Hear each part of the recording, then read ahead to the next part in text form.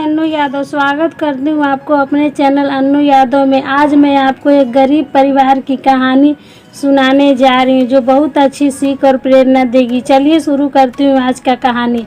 एक आदमी था, वह सब्जी का व्यापार करता था, सब्जी बेचता और अपने बाल बच्चे बीवी के साथ बहुत खुशी से अपनी छोटी सी दुनिया में खुश रहता था और उसके बाल बच्चे भी बहुत खुश रहते थे।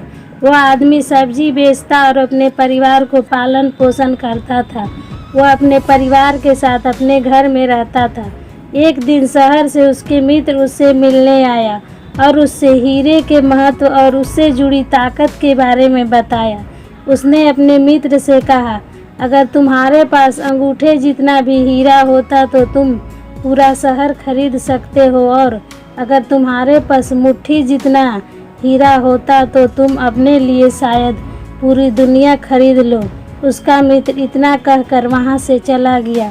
उस रात आदमी को नींद नहीं आया और पूरी रात सो नहीं पाया। पूरी रात सिर्फ हीरो के बारे में ही सोच रहा था, इसलिए उसे खुशी भी ख़त्म हो चुकी थी।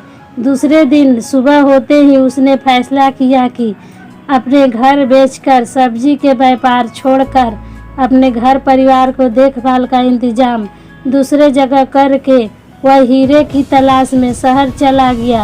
वह हीरो की खोज में हर जगह भटकता रहा पर उन्हें पा न सका। दूसरे जगह पर ढूंढा पर उन्हें उसे कहीं नहीं मिले।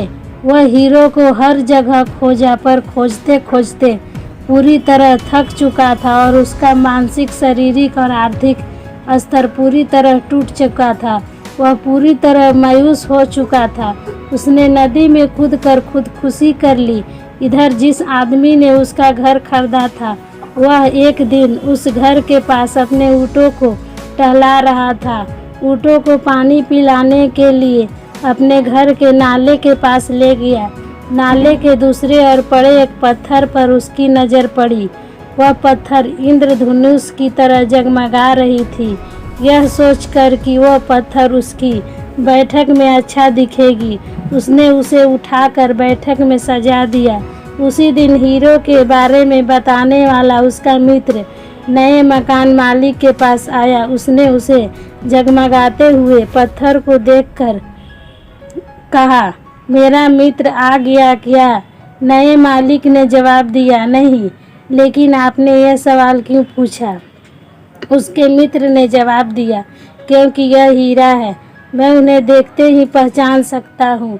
नए मालिक ने कहा, नहीं, यह तो एक पत्थर है, मैंने इसे नाले के पास से उठाया है, आइए मैं इसको दिखाता हूँ।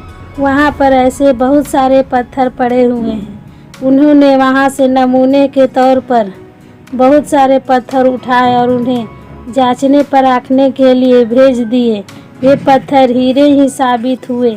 उन्होंने पाया कि उस नाले में दूर दूर तक हीरे दबे हुए थे। हमें इस कहानी से यह सीख मिलती है कि जब हमारा नज़रिया सही होता है तो हम महसूस होता है कि हम हीरो से भरी हुई ज़मीन पर चल रहे हैं। मौका हमेशा हमारे पाँव तले दबे हुए हैं। हमें उनकी तलाशने में कहीं और जाने की ज़रूरत नहीं है, केवल उनको पहचान लेना है। हमें दूसरे के पास मौजूद चीज़ों को देखकर ललचते हैं। मौका जब आता है तो लोग उसकी अहमियत नहीं पहचानते हैं। जब मौका जाने लगता है तो उसके पीछे भागने लगते हैं। कोई मौका दोबारा नहीं खटखटाता। दूसरे मौके पहले मौके से बेहतर या बदतर हो सकते हैं। इसलिए सही वक्त पर सही फैसला लेना बेहद ज़रूरी होता है। गलत वक्त पर लिया गया सही फैसला भी गलत साबित हो जाता है। यह कहानी छोटी सी है लेकिन सिखाती है हमें बहुत कुछ। ये कहानी देखने के लिए धन्यवाद देती हूँ। खुश रहिए, मस्त रहिए, आपका दिन शुभ हो।